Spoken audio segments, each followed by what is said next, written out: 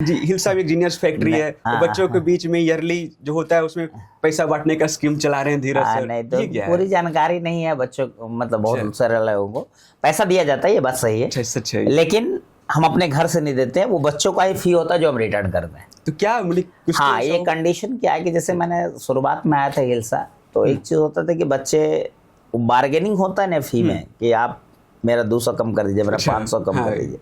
तो मेरा अपना सोचना था कि मेरे लिए सारे बच्चे बराबर हैं, और ये सब चीज़ नहीं होता है कि आप अगर 500 बच्चे को पढ़ा रहे हैं तो किसी से कम पैसे ले रहे हैं, किसी से ज़्यादा पैसे ले रहे हैं, तो आज न कल बच्चों को पता चलता है, तो एक इमेज बनता है कि नहीं हमसे ज़्यादा पैसा लिया है, हमसे कम लिया गया पैसा, या कॉन्टैक्ट के बेसिस पर फी कम हो गया, तो वो मुझे अपनी ही नज़र में सूट नहीं कर रहा था। तो मैंने कहा कि नहीं ठीक है, चलिए आपके आर्थिक स्थिति खराब हो सकती है, मैं मान सकता हूँ, लेकिन टाइम तो सबके पास 24 घंटा है, मेहनत तो सब कर सकता है, और सबको हम कहें कि आपको सेम अपॉर्चुनिटीज़ है, आप काम कीजिए।